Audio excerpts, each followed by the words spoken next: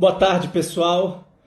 Vamos começar a nossa terceira live de mentoria acadêmica e intelectual, tratando de uma questão muito importante que, pelo feedback que vocês estão dando, falta em muitos intelectuais, em muitos acadêmicos, que é a virtude da fortaleza aplicada ao estudo, ao ensino, que a gente pode também chamar de virtude da disciplina, virtude da ordem, virtude da laboriosidade, relativa a labor, a trabalho intelectual. Há também essa virtude, que é uma palavra mais antiga, da estudiosidade, que é a virtude de estudar, né?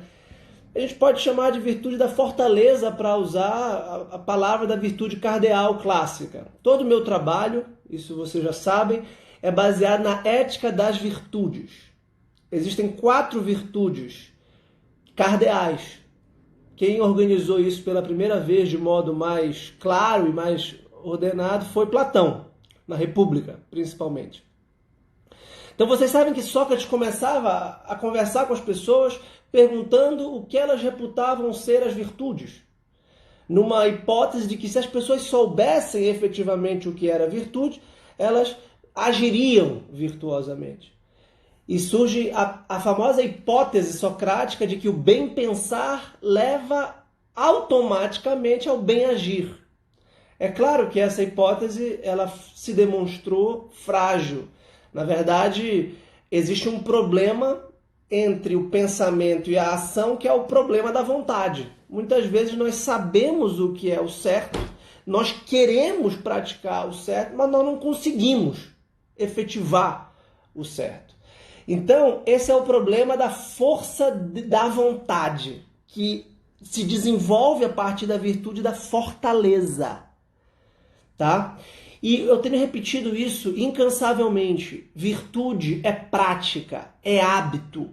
Não adianta você vislumbrar uma carreira acadêmica, uma vida intelectual, sem começar a praticá-la.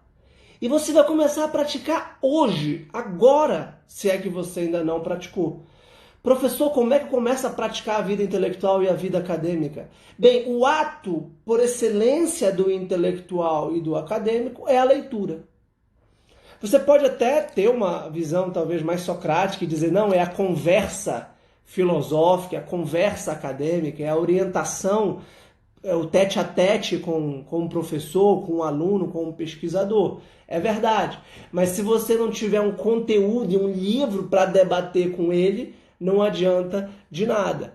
Então o livro continua sendo o grande combustível intelectual. Você vai crescer intelectualmente na proporção exata da sua leitura. E claro que eu ainda não estou falando aqui da qualidade da leitura. Isso a gente ainda vai tocar e vai avançar em muitos aspectos de como ter uma leitura de qualidade. Como ler com atenção, com concentração. Primeiro a gente está limpando o terreno de todos os distúrbios de vontade, de todas as patologias da vontade. Eu preciso que vocês tenham uma vontade forte, uma vontade rija, que vocês sejam viris em relação à vontade. Tá? E aí, para isso, eu pensei como ajudá-los nesse aspecto, e vocês sabem que a minha grande referência, a expressão mesma que eu uso, vida intelectual, vem do clássico livro do Sertilange. Todos os meus mentorandos individuais já podem saber desde agora que essa é uma leitura que eu reputo obrigatória. Olha, o Castro está dizendo, limpando o campo para cultivarmos as relações necessárias. Exatamente. E a relação aqui, Castro, é exatamente a relação com o autor, a relação com o livro. Porque eu estou focando ainda na primeira faculdade que eu quero desenvolver em vocês, que é a faculdade da leitura, a concentração e a disciplina para ler.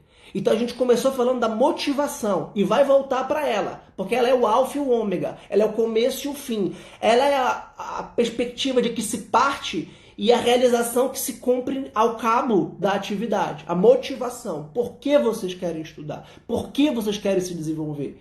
Qual é a sua vocação? Qual é a sua profissão? Qual é a sua atuação, a sua intervenção na sociedade?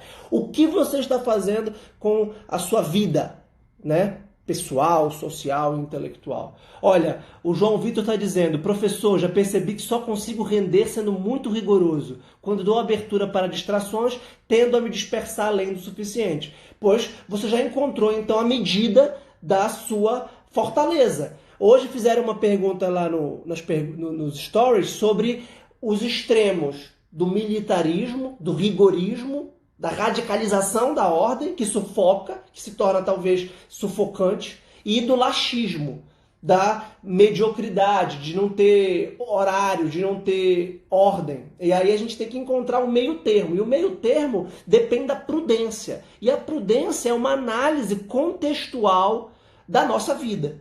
Por isso que eu não posso dar orientações abstratas sem conhecer elementos mínimos da biografia de vocês, do dia a dia de vocês. Eu tenho recebido dezenas de perguntas bem pontuais e práticas no direct e eu me sinto impossibilitado de ajudar porque eu não tenho os elementos. Algumas vezes até pergunto alguns elementos e quando tenho tempo respondo na forma de áudio, sobretudo, dando opções, mas que são opções muito hipotéticas, porque em 3 minutos eu não consigo saber efetivamente do que vocês estão lidando. Então, na verdade, o que eu apresento são os princípios que podem ajudá-los na tomada de decisão prudencial sobre aspectos da vida intelectual de vocês. E o certilange na vida intelectual, e eu remeto mais uma vez, deixa eu colocar aqui o nome da nossa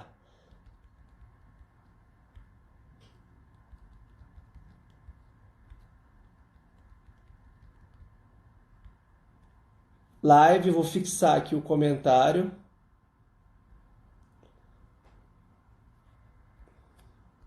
Pronto.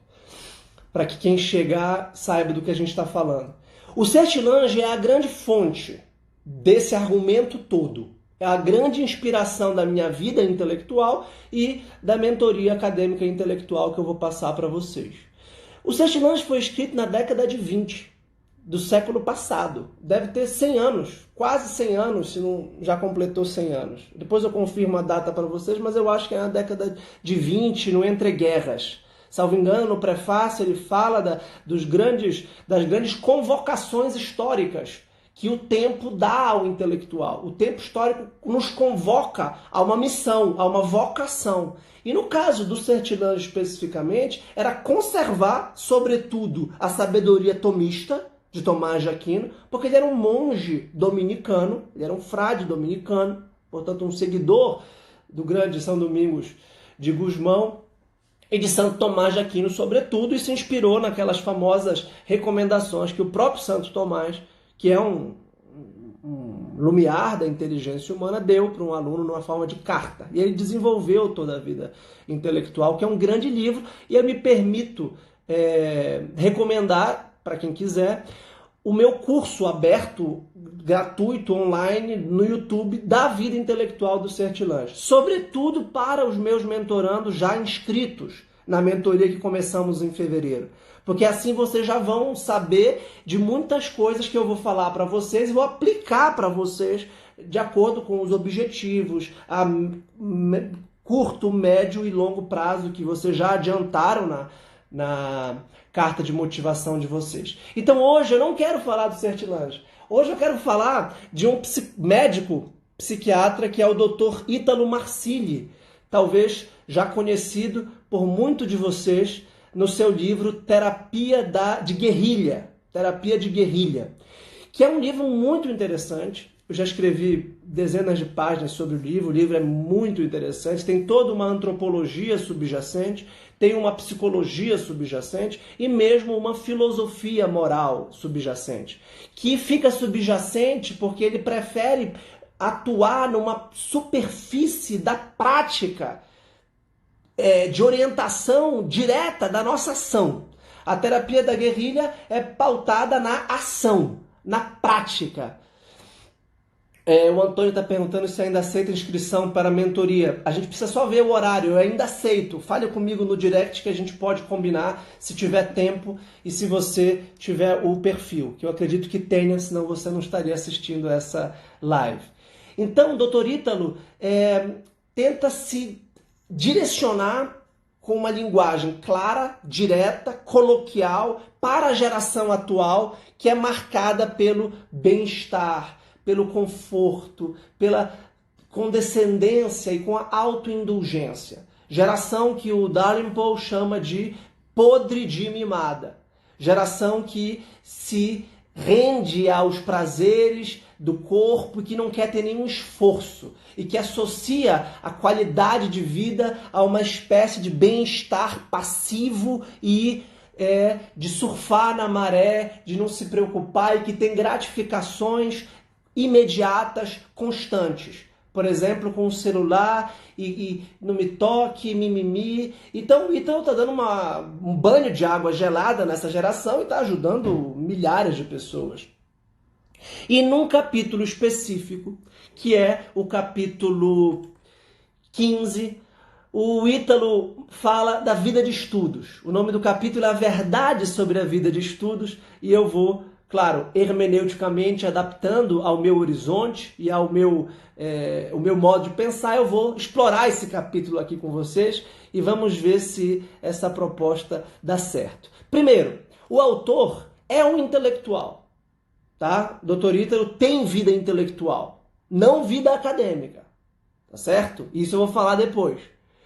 Tem vida intelectual. Por quê? Porque, sendo um homem de fé e religioso, ele reflete profundamente sobre a sua prática religiosa, sobre o que é religião, sobre quem é Deus. Sendo casado e tendo 6 filhos, ele reflete profundamente sobre o que é o matrimônio cristão, sobre o que é a vida conjugal, sobre os temperamentos que podem ajudar a entender melhor as relações humanas. Tendo 6 filhos, ele reflete profundamente, estuda, ensina, escreve sobre a criação e educação dos filhos. Inclusive foi quando eu o conheci, inclusive pessoalmente, o convidei aí a Belém para curso de harmonia e integração familiar, em que ele falava de temperamentos, de personalidade, de educação, etc. Ou seja, é um intelectual que tem. Depois ele é um médico psiquiatra que reflete, estuda profundamente sobre o seu ofício profissional, sobre o que ele precisa fazer para ajudar as pessoas efetivamente. É um professor, é um palestrante, é um influenciador digital que está presente nas redes sociais e que estuda e reflete profundamente, não só no nível teórico sobre o que é ser pai, o que é ser filho de Deus, o que é ser marido, o que é ser médico, o que é ser professor, o que é ser palestrante, o que é ser influenciador digital, em abstrato. Se eu sou amigo dele, na prática, ele certamente reflete sobre o que é a virtude da amizade, o que ele deve a mim, o que eu devo a ele, como ser um bom amigo, como ser um mau amigo. Então, o primeiro ponto que ele fala, e que está certíssimo, isso está em Sócrates, isso está na apologia de Sócrates. Uma vida não refletida não é digna de ser vivida, mas na vida prática. Porque vejam só, a vida intelectual, ela exige uma prática. Ela exige que você sente ou em pé para estudar. Ela exige uma ação, uma decisão, uma deliberação, um planejamento. Então, antes de ser uma vida teórica, de reflexão, ela é uma vida da ação de refletir. Quando a gente separa prática e teoria, quando a gente separa um campo, digamos, real, um campo efetivo ou pragmático de um campo ideal ou de um campo especulativo, a gente não lembra que pensar, ler, estudar, refletir, conversar intelectualmente, ter uma orientação de mentoria intelectual já depende de uma prática. Já depende que você reserve um tempo, que você tome uma decisão. E principalmente que você tenha eventualmente uma profissão intelectual. Então, quando eu percebi que eu gostava de estudar, quando eu percebi que a minha vida era estudar, era ler, era escrever, era dar aula, era assistir palestra, assistir aula, eu percebi, eu vou ser professor. Papai falou assim, você vai ser professor? Muito bem, seja o melhor professor do mundo, seja o melhor professor que você puder ser, e trabalhe para ser um bom professor. E o que significa trabalhar para ser um bom professor? Significa trabalhar no estudo. E qual é? Vocês devem saber, e aqui está o livro do Ítalo, qual é a primeira regra da terapia de guerrilha? Trabalhe. Pois essa é a ideia aqui hoje. A virtude da fortaleza aplicada à vida intelectual, à vida de estudos, vai ser trabalhem intelectualmente. O próprio Sertilange, que o Ítalo com certeza conhece, embora não o mencione, o Sertilange fala do trabalho intelectual, do labor. Isso significa, pessoal, que a gente precisa expulsar o vício capital da preguiça, da morbidez, da inércia, do cansaço. A gente precisa ter uma injeção de energia. E aí a gente vai explorar ao longo dessas mentorias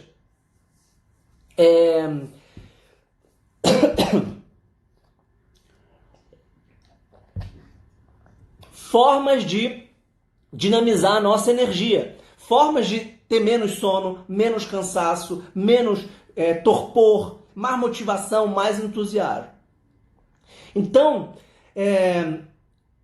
trabalhe. A segunda motivação é sirva. Sirva. Entregue um serviço, um produto, entregue uma atividade, doe, que ele articula, eu posso aprofundar isso depois, se vocês quiserem, numa outra live, com a grande virtude do amor. O amor é o êxtase que nos faz encerrar, romper com a caverna interior do nosso ego, que faz com que nós saiamos de nós mesmos, rompendo com a camada narcísica que nos aprisiona no nosso próprio umbigo, nas nossas próprias coisinhas, e servir os outros, servir os alunos, servir a humanidade. E aí, o intelectual tem que estar consciente que não a sua atividade individual, solitária, de leitura, é um grande meio para ele entregar depois um serviço muito mais rico. Quanto mais você estuda, quanto mais você aprofunda, quanto mais você reflete, você está formando a sua personalidade intelectual, todo o aparelho mental, toda a sua capacidade intelectual para uma entrega mais efetiva e de mais qualidade. Uma aula mais bem dada, um texto mais bem escrito, uma vida mais efetiva. Então, e depois seja forte. A virtude da fortaleza, toda a obra Terapia de Guerrilha se pauta na ideia mestra de força. A palavra virtude vem da palavra virtus, viril, força, capacidade de ação, capacidade de realização, capacidade de romper a inércia, capacidade de avançar, de caminhar, de agir, de promover.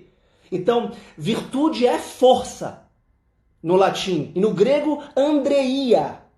Tá? Virtude está ligado à coragem. A primeira virtude que Aristóteles fala na Ética Nicômaca é da coragem, que pode ser associada à fortaleza, que é a virtude do guerreiro. Por isso, terapia da guerrilha. Heráclito dizia, o grande Heráclito de Éfeso, um dos primeiros grandes filósofos que entendeu a dimensão dialética e dual da tensão da realidade, entre fraqueza e força, entre noite e dia, entre alto e baixo, grave e agudo, que formam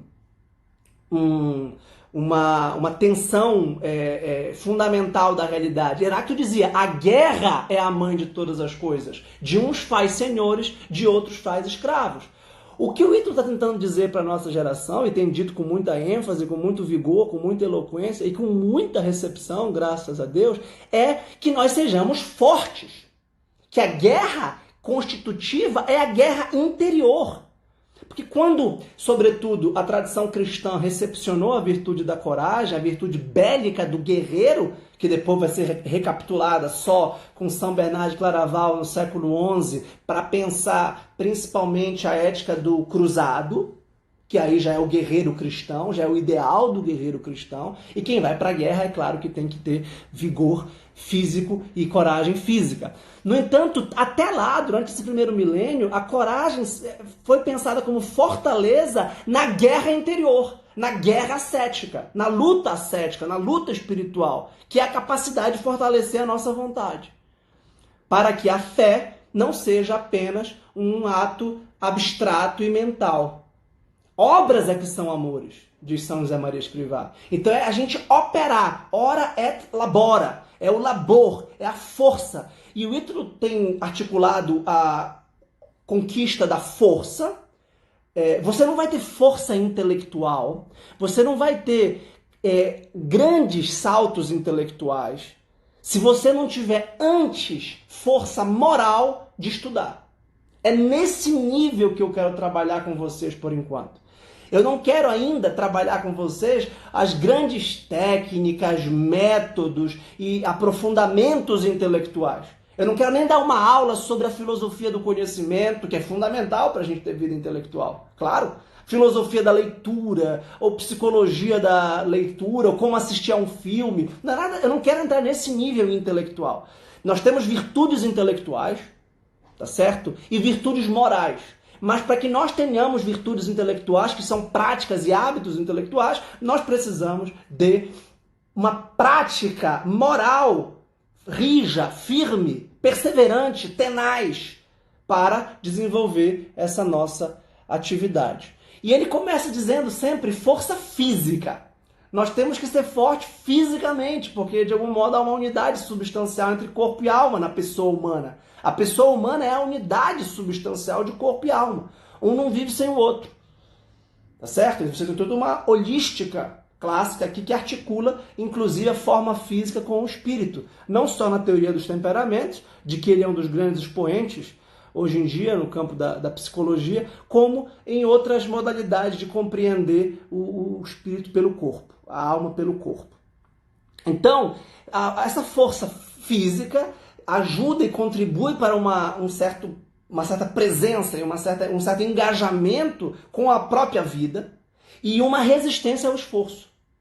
Porque você precisa resistir ao esforço, você precisa correr, se cansar, subir escada, carregar a mala, você precisa suar, você precisa de algum modo impor ou imprimir um certo desconforto para o seu músculo, por exemplo, na musculação, para a sua respiração numa corrida ou numa natação, para que você comece a praticar uma certa superação e uma certa resistência cada vez maior às intempéries da vida, que sempre surgirão, é claro, aos incômodos da vida.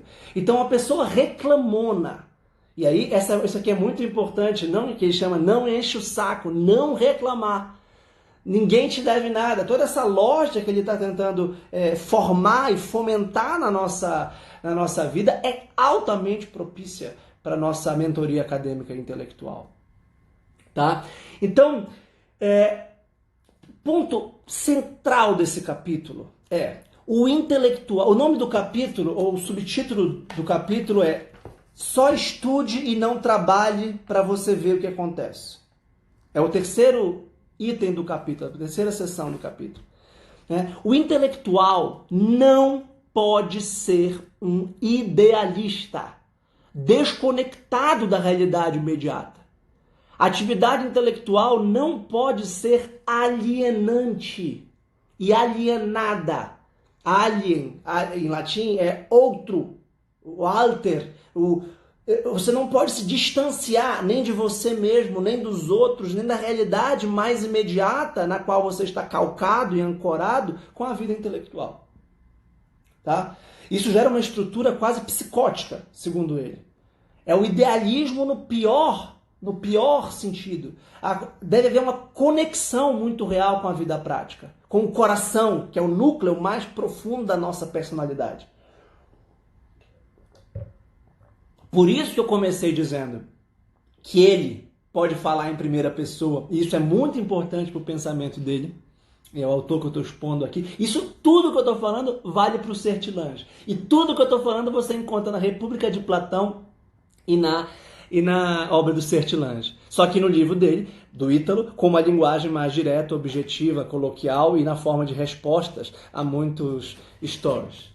Estão perguntando se vai para o YouTube. Sim, essa live vai para o YouTube, assim como pediram para eu mostrar o livro. Esse é um livro bem interessante, que vale muito a pena, de psicologia prática e aplicada. Repito, com uma antropologia e uma filosofia moral subjacentes. Então, por isso eu disse, ele pode falar em primeira pessoa, biograficamente, porque ele é um intelectual. E se ele é um intelectual, são as questões vitais ou existenciais nas quais ele está instalado, que formam a sua realidade circunstancial, é que vão ser objeto da sua reflexão intelectual. Quais sejam a religião, a família, o casamento e a formação dos filhos e o trabalho do psiquiatra. E dei outro exemplo, a amizade que ele venha a ter comigo ou com quem quer que seja amigo dele. Então, essas questões vão aprofundar a motivação que você vai ter para perseverar na vida intelectual e na vida acadêmica. Por isso que me perguntam diariamente, várias vezes, que projeto eu escrevo? Eu falo, olha, eu tenho os meus projetos de pesquisa, uns 10, tá? Escolha. Eu tenho muitas curiosidades, muitas questões. Por exemplo, no momento eu estou estudando o que é a mentoria acadêmica e intelectual, porque eu vou atuar profissionalmente com a mentoria acadêmica e intelectual a partir de fevereiro. Eu preciso estudar a psicologia aplicada ao coach, a psicologia aplicada à mentoria, os fundamentos filosóficos de uma relação pedagógica, como Platão mesmo investigou no Banquete na República, no Fédon. Quem é o filósofo? Quem é o professor? Quem é o mentor? Quem sou eu? O que eu vou ser para vocês? Qual é o tipo de relação que eu tenho com vocês? Ah, é uma relação digital, eu estou falando aqui para uma câmera, mas a gente já tem amizade, muitos de vocês eu já conheço, eu troquei ideias, depois posso vir a encontrar. É interessante que eu estou em Campinas, em São Paulo, e já tive mensagens de pessoas, passa aqui por São Paulo para a gente se conhecer pessoalmente, eu vou encontrar alguns seguidores, alguns amigos de internet aqui em Campinas. Então, olha, hoje no IGTV, o meu pessoal do site colocou um vídeo de uma palestra que eu dei sobre a filosofia da comunicação digital. Comunicação digital, a virtude da comunicação na era digital, sobre os vícios na internet, nas redes sociais, etc. Por quê? Porque eu estou nas redes sociais. Isso é uma questão para mim. Eu vou à igreja, eu sou católico, isso é uma questão para mim. Eu preciso entender. Existe Deus, Cristo é Deus, Cristo tem uma esposa que é a igreja, os sacramentos da igreja transmitem e infundem a graça santificante. Isso é a minha realidade, eu sou casado, mas o que é o casamento? Qual é a diferença entre o homem e a mulher e a complementariedade conjugal? Eu tenho 3 filhos, eu tenho 2 filhos no céu. Isso é uma questão. O que acontece com aqueles embriões que foram abortados espontaneamente, que não vingaram? O que é a vida? Quando começa a vida? E aí surge a questão do aborto, a questão jurídica do aborto, a questão religiosa da vida. Estão entendendo? Então, o primeiro ponto é esse. Porque senão a vida intelectual não faz sentido. A vida intelectual será apenas um meio de profissionalização. Olha, eu preciso passar num concurso e tenho que estudar aqui uma série de conteúdos que não fazem sentido para mim. Olha, eu não estou dizendo para você não passar no concurso. Eu sou concursado da Universidade Federal do Pará. Eu fiz 2 concursos públicos, para o Senado Federal e para a Controladoria Geral da União. Aqui o professor André Gabi, do projeto O Som da Palavra, está dizendo instalação na realidade. Enraizamento. Qual é o seu solo? Por isso o Ítalo fala que vocação é chamado mais circunstância. Eu preciso entender quais são as minhas circunstâncias. Por isso que eu pedi É exatamente esse, Paula, o livro do Sertilange é A Vida Intelectual. Exatamente. Eu perguntei na carta de motivação, quem é você? Onde você estuda? Em que você trabalha? Qual é a sua ocupação? Porque são essas circunstâncias que nós vamos trabalhar na mentoria. Eu não posso dar uma série de sugestões abstratas. Tá? O João Vitor está perguntando, é possível ter vida intelectual no estudo dos concursos públicos? Sim, é possível. É possível tanto questionando mais profundamente os elementos do conteúdo das disciplinas. Por exemplo, você está estudando concurso público, cai direito constitucional. O direito constitucional... A Mirella perguntou o que veio primeiro na minha vida, filosofia ou catolicismo? Bem, primeiro veio o catolicismo, depois a filosofia, e eu me afastei do catolicismo, depois o recuperei filosoficamente, teologicamente, culturalmente.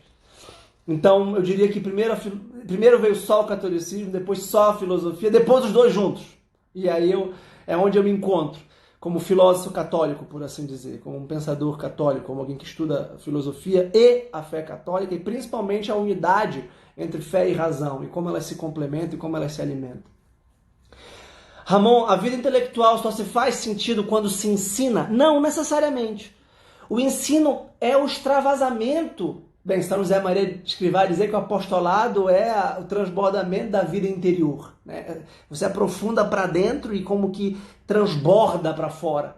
A vida intelectual tem uma dimensão expansiva de ensino, de falar, de escrever, que são as faculdades ativas que nós vamos trabalhar na mentoria. Você tem as faculdades passivas de ler e escutar e as faculdades ativas de ler, de escrever e de ensinar e falar. Só que esse ensino, Ramon, não precisa ser necessariamente de uma profissão acadêmica. Você não precisa ser professor universitário, ou escolar, ou pesquisador acadêmico. Você pode ser professor de uma série de coisas. Inclusive, na minha mentoria intelectual especificamente, um dos objetivos dela é identificar meios de intervenção intelectual na internet, na sociedade, na igreja, no partido, que é exatamente para ensinar, para compartilhar, para debater.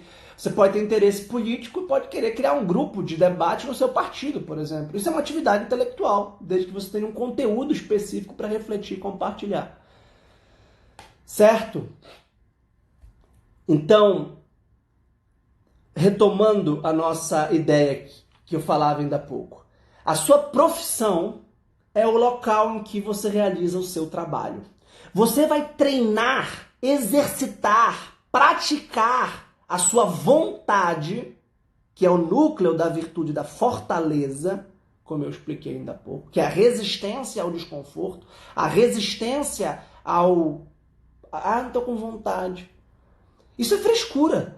Eu não estou com vontade. Daí tem que fazer. Faz.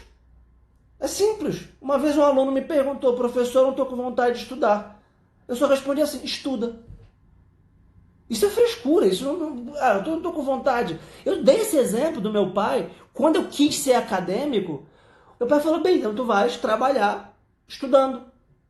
E eu ia muitas vezes para a universidade, ficava na biblioteca e tinha horário de trabalho.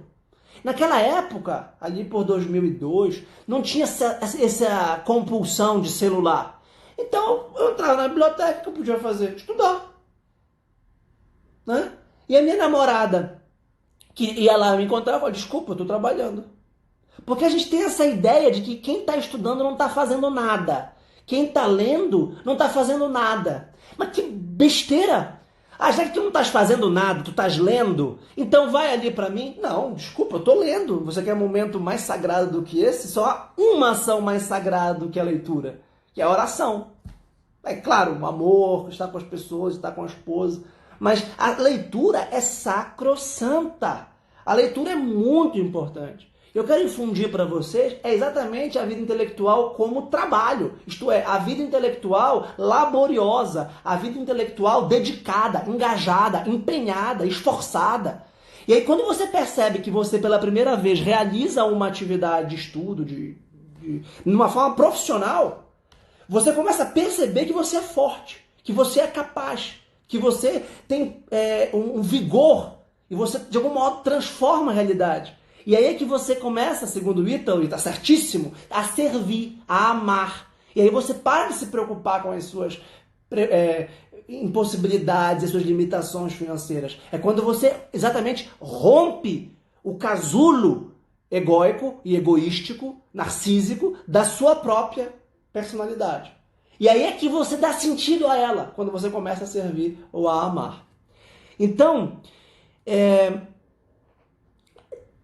esse ponto aqui é muito importante. Ora et labora. Estudar, né, contemplar e trabalhar.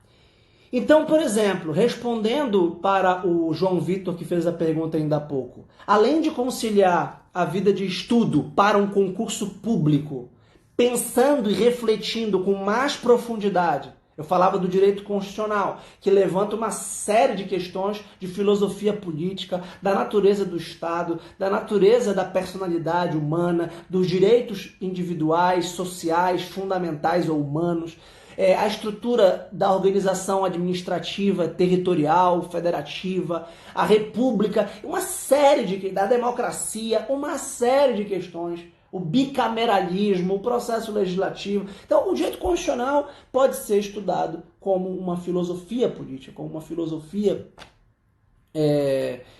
moral. Por outro lado, você pode também, com muita ordem, e ordem, pessoal, significa um planejamento de atividades diárias, com os horários e com uma lista de atividades a serem feitas. E aí você começa a perceber, vou usar uma palavra da moda, que você pode ser produtivo, você pode alcançar a produtividade, a alta performance intelectual, para usar a palavra da moda. Então, se você tiver muita ordem, João Vitor, você pode estudar para o concurso, digamos, 8 horas por dia, ou 4 horas por dia, ou 6 horas por dia, ou de acordo com a sua disponibilidade, com o seu método.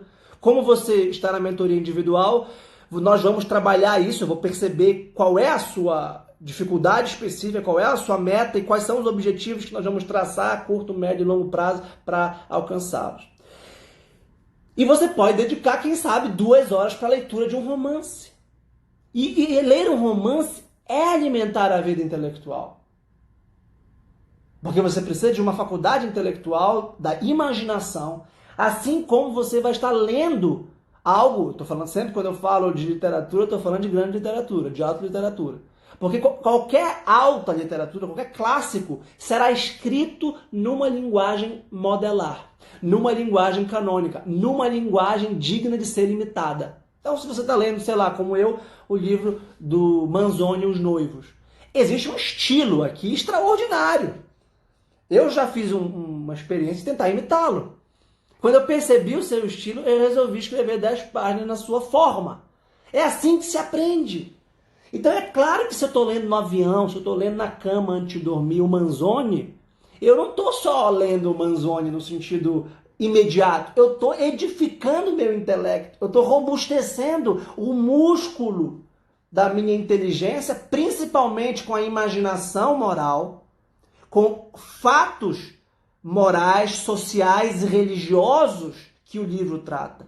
Eu estou conhecendo a história da Itália, porque é um romance histórico que trata das relações de poder, das relações sociais, amorosas, do século XVII. O livro é do século XIX, mas ele começa com uma suposição de que encontrou um manuscrito no século XVII e que esse manuscrito de um autor anônimo teria lhe contado a história fatídica do amor desafiador de Renzo e Lúcia. Esse é o enredo básico do romance. Então, a gente, com ordem, consegue estabelecer isso. Olha, a Mirella perguntou: sou biomédica, catequista, dona de casa e mãe, e lutando para ter vida intelectual para passar para os meus filhos. Exato! Ela começa reconhecendo a sua instalação, as suas circunstâncias, o seu contexto, tá certo? Se ela é biomédica, é catequista, é dona de casa e mãe, ela tem pelo menos 4 âmbitos de vida intelectual. A sua profissão biomédica, a sua catequese, ela pode aprofundar e estudar a teologia, o catecismo, a Sagrada Escritura, a tradição da igreja, a história da igreja. Ela pode, como dona de casa, que é uma atividade digníssima, extraordinariamente importante, aprimorar métodos para ter um rendimento. Ela pode profissionalizar, entre aspas, a sua atividade doméstica. E, talvez a mais importante de todas, a maternidade. Quais são os métodos de educação dos filhos? Educação no sentido mais amplo e profundo não é só a instrução de ensino formal nas escolas. A minha esposa, por exemplo, ela é homeschooler, ela faz a educação domiciliar, o homeschool, depois da escola. Ela tem uma série de atividades que ela realiza com com as nossas filhas. E ela se dedica a estudar, a entender, a refletir sobre a experiência. Porque vejam, o intelectual não é só aquele que lê muito, não é só o erudito. É paradoxalmente que pode acontecer de um erudito não ser intelectual. O intelectual que eu estou falando aqui é o filósofo. E o filósofo não é quem tem graduação em filosofia. Eu não tenho graduação em filosofia, embora tenha doutorado em filosofia. Mas isso pouco importa. O que importa é que as coisas que acontecem à minha volta chegam até mim na forma de uma pergunta. Se eu pego um Uber, eu reflito sobre a economia liberal que permite que haja, sobre a tecnologia que permite que haja Uber. Eu converso com o Uber e ele me conta um pouco da vida dele e isso chega até mim na forma de uma convocação ao pensamento. Aquela biografia, aquela história de vida daquela pessoa que está trabalhando como Uber, que tem a minha idade, a minha condição talvez prévia social, a minha formação e decidiu ser Uber. Porque isso chega para mim na forma de uma questão de filosofia moral. A tecnologia chega até mim na forma de uma questão da filosofia da ciência. A cidade de Campinas chega até mim na forma da filosofia da geografia, da filosofia urbanística. Como é que uma cidade se compõe? É uma cidade que eu notei é muito pinchada. Por que alguém pincha? Por que alguém faz a pichação? O que passa na cabeça de alguém para pichar? Ah, é uma linguagem, uma expressão. Tudo bem, o que é linguagem? O que é expressão? Então, Mirella, você pode ter vida intelectual, mesmo que você não disponha de muitas horas para leitura diária. Basta que você pense e aprofunde intelectualmente essas experiências. E aí vem o papel da leitura. Quem é que vai lhe ajudar a aprofundar a biomedicina? Quem é que vai lhe ajudar a aprofundar a catequese? Quem é que vai lhe ajudar a aprofundar ser dona de casa? Quem é que vai aprofundar a maternidade? Em todas essas áreas haverá referências intelectuais, que são a nossa bússola para pensar.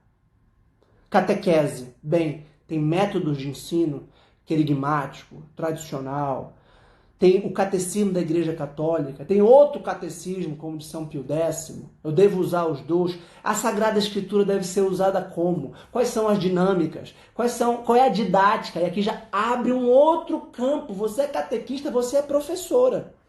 Então você precisa de uma informação mínima de didática, de pedagogia. Que tipo de aula eu vou dar? Que tipo de dinâmica, de círculo? Como vai ser a catequese? Como vai ser a formação espiritual dessas pessoas? Como eu vou ser uma mentora, Mirella. A catequista tem que ser uma tutora, tem que acompanhar o jovem, o adolescente, o adulto a alcançar Cristo. Mas para isso você precisa ter encontrado e ter Cristo no seu interior. Então isso lhe dá uma outra questão filosófica. Como é que eu sou cristão? Como é que eu pratico a minha fé? Aliás, o que é a fé? Aliás, quem é Deus e o que é o amor? Então você tem toda essa questão teológica para enfrentar na sua atividade como catequista. Mesma coisa para dona de casa, mesma coisa. E aí você colocou lutando para ter vida intelectual e passar para os meus filhos.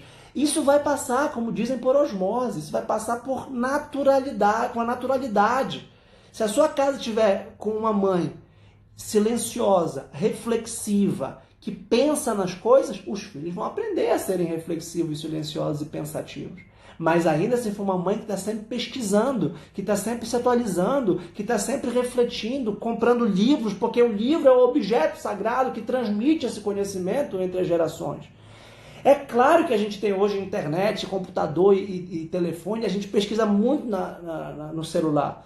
Mas salvo se você for altamente disciplinado, o celular continua sendo um instrumento muito dispersivo de estudo, porque você pode a todo momento, é como se você tivesse todos os livros na sua mão ao mesmo tempo. É como se você abrisse uma página e ao mesmo tempo tivesse outro livro e outro livro num clique.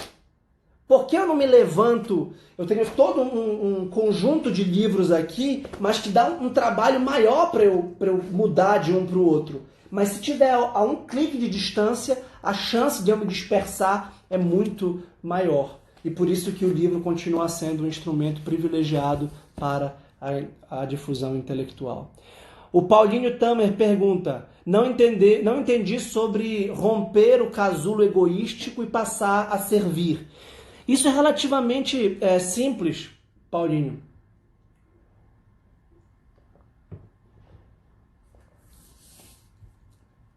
Toda a terapia de guerrilha que o Ítalo propõe é uma terapia pautada no amor. Tanto que o último capítulo do livro, é o 23º, diz: é o amor que vai te salvar. O amor é um êxtase que nos leva a sair de nós mesmos, deixar de se preocupar conosco mesmo e ir ao encontro do outro para amá-lo, para servi-lo, para ajudá-lo. Então, o que eu dizia é que o intelectual tem que viver baseado no amor profundo que tem pela sabedoria, por isso que ele é filósofo nesse sentido mais originário e mais próprio do termo, para contribuir com a sua sabedoria, a sabedoria que de algum modo ele encarna, que ele assimila, que ele integra a sua personalidade, ele a entrega para os outros. E por isso, quem ama, pense numa mãe que ama o filho. O que ela faz pelo filho? Tudo! Ela é capaz de fazer tudo pelo filho. Acordar de madrugada, mudar de emprego, mudar de cidade. Ela faz tudo que tiver ao seu alcance. A força de vontade de uma mãe é praticamente inesgotável, inexaurível. Por quê? Porque ela ama. Então o amor é a grande força que move o mundo. Santo Agostinho dizia: amor meus, pondos meus. O meu amor é o meu peso. Né? O nome do meu livro, eu vou acabar de escrever, se Deus quiser, na sexta-feira que vem, é A Crise da Cultura e a Ordem do Amor, ensaios filosóficos. Eu vou trabalhar bastante com o tema do amor depois. Olha, o Cristiano está dizendo: no livro Sertilange recomendo o uso tomando notas em fichas. Eu uso esse método, a gente vai falar sobre isso depois com mais calma. Eu vou explicar para vocês qual é o meu método de estudo, mas antecipo, eu leio sempre tomando notas no próprio livro.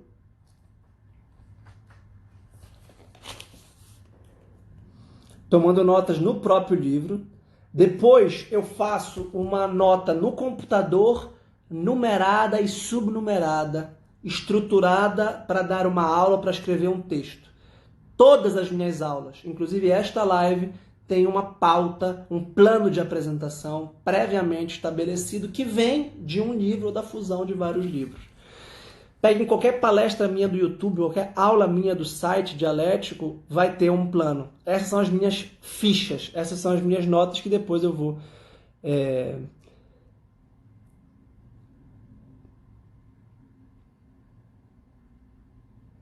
Olha, o Nestor está perguntando se a austeridade é uma virtude ou uma característica, como ela é vista na vida de estudos.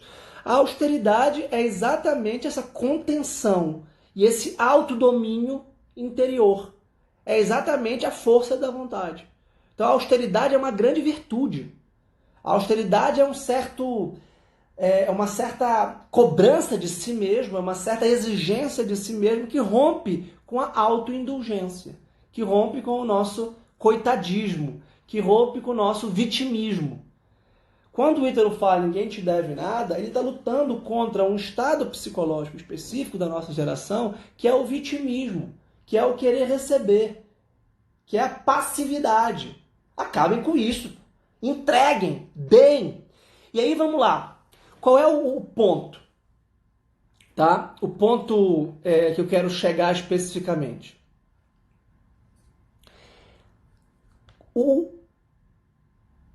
A proposta que eu dei a vocês, sempre a gente vai ter uma proposta, um método, a mentoria é algo muito prático. A proposta que eu dei a vocês é concluir o livro que estavam lendo. Tá? Por que isso? Quando você começa a ler um livro, você começa automaticamente a encontrar uma série de subterfúgios ou desculpas para deixar de lê-lo. Surge um filme no cinema, eu estou com sono, eu estou cansado, eu não estou entendendo, eu não tenho mais curiosidade no livro, não era o que eu estava esperando. Tem outro livro que eu quero ler. Dei 7 exemplos de motivos para deixar de ler um livro. Quando você faz isso, a operação mental que você realiza e a operação psíquica que você realiza é a de que a sua vontade anterior de começar a ler o livro, e quando você começa a ler o livro, obviamente, em tese, você quer concluí-lo, você quer ler o livro inteiro, a não ser que você queira só folhear o livro.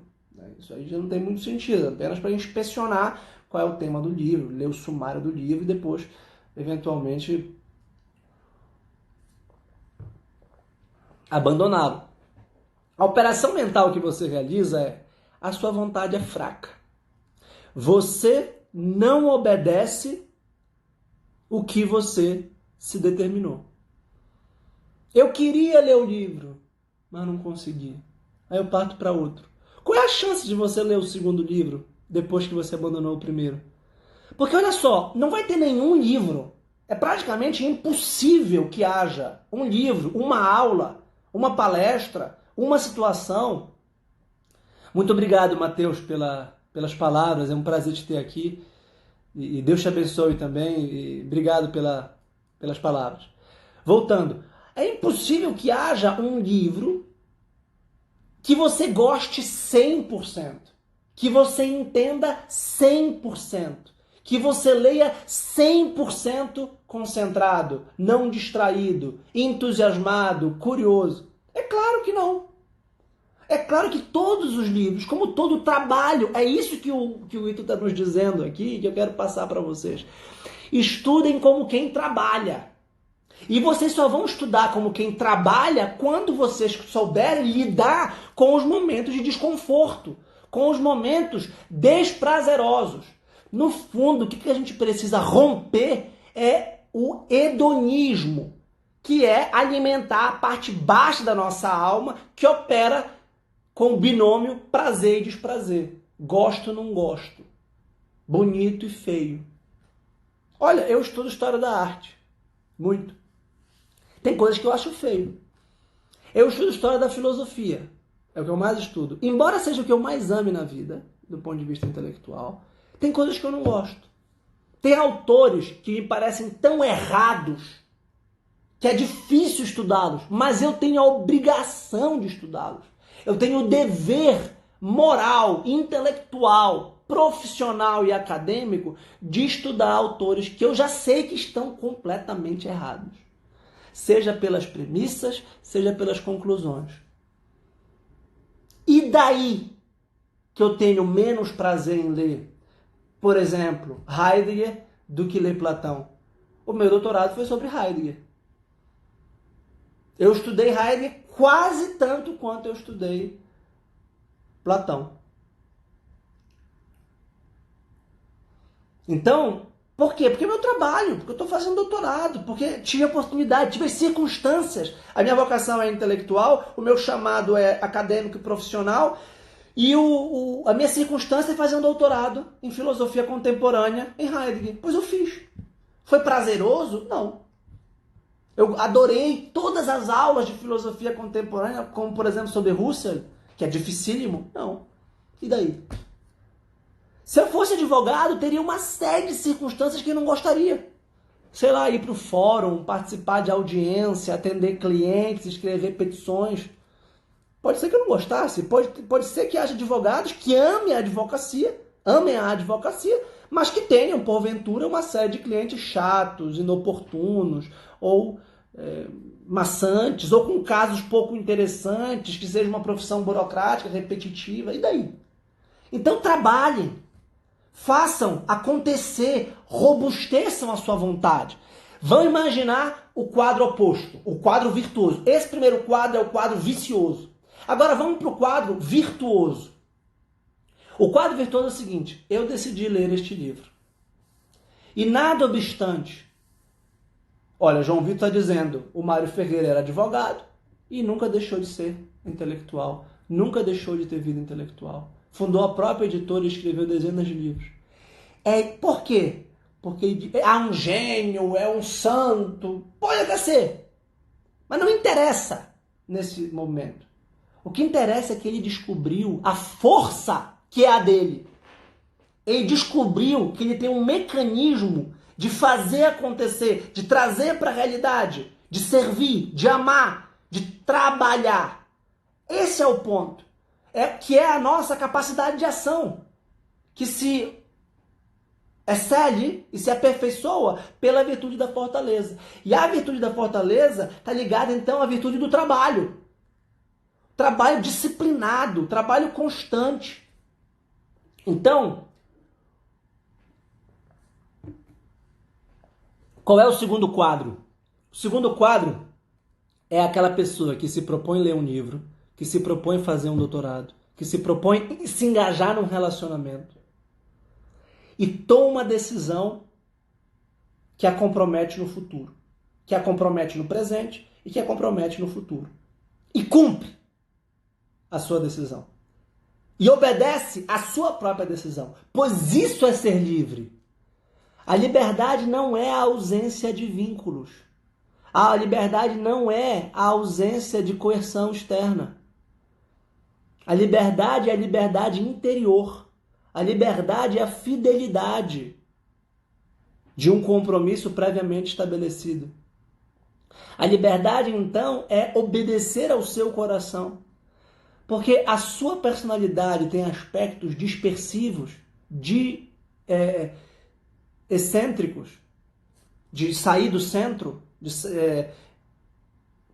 centrífugos, que fogem do centro, que você mesmo tem que segurar.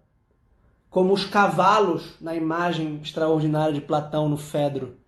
Um cavalo branco e um cavalo preto. Um cavalo dócil e um cavalo arredio, indomável. Então, de nada, Verônica, é um prazer poder ajudar.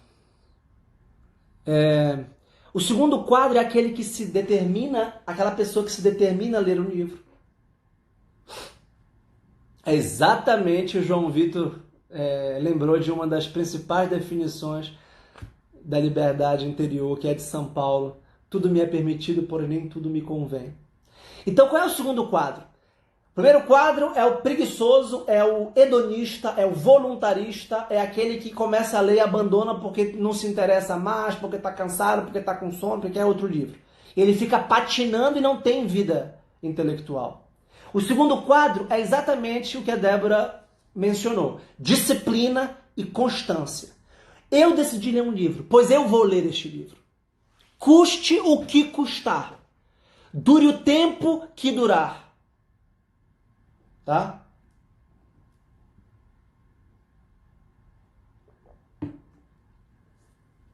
Essa conquista da vontade, a gente vai trabalhar com o livro da editora Quirion, que é A Conquista da Vontade. Aliás, deixo a recomendação enfática aos livros da editora Quirion, que tem vários livros sobre vida intelectual, sobre educação clássica. O próprio livro do Sertilange, que eu usei na edição da Realizações, agora está editado pela editora Quirion. O próprio Ítalo tem um livro da editora Quirion, que é o livro da educação dos filhos. É uma bela editora, com um belo catálogo. A gente vai falar sobre um livro sobre a educação da vontade. É um livro muito bom também. Educação da vontade voltada à vida intelectual. Então, a ideia é essa. Quando eu me comprometo a ler e cumpro o livro, puxa, esse livro foi um pouco chato, hein? Esse livro foi um pouco cansativo, foi um pouco maçante, foi um pouco lento, mas eu li. Quando você descobre que você é capaz de se superar e de realizar um trabalho que você se propôs, mesmo sem todo o conforto, mesmo sem todo o prazer, mesmo sem toda a energia, você descobre uma força interior que é a liberdade. Liberdade de ação, disciplinada, austera, constante, perseverante e tenaz. Porque a tenacidade é a perseverança que ganha a área de heroísmo. A tenacidade é mais do que a perseverança. Porque você pode perseverar de uma forma mais ou menos morna. A tenacidade é quando você persevera, mas de uma forma entusiasmada e aumentando a voltagem do seu trabalho. Então, fica aqui a nossa live de hoje com a meta renovada da semana passada. Terminar o que você começou. Você vai se fazer uma proposta, dizer, este livro, eu estou lendo vários livros, todo mundo me diz isso. É normal, porque você é dispersivo como eu, como todos nós. Agora escolha um e termine. E se dê um prazo. Se for um livro pequeno, o prazo é hoje. Se for um livro médio, o prazo é semana que vem. Se for um livro grande, o prazo é o final do mês. E assim por diante. Ok, pessoal? A gente continua em contato. Eu estou praticamente com as vagas da mentoria individual fechadas, mas quem tiver interesse pode me pedir